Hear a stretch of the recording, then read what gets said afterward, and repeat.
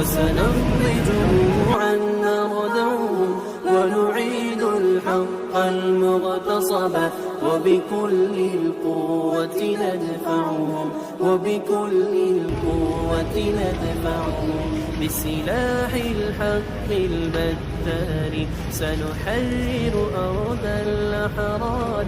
ونعيد الطهر إلى القدس من بعد الذل وذا العار من بعد الذل وذا العار سنخوض معاركنا معهم وسنمضي جموعا نردوهم ونعيد الحق المغتصب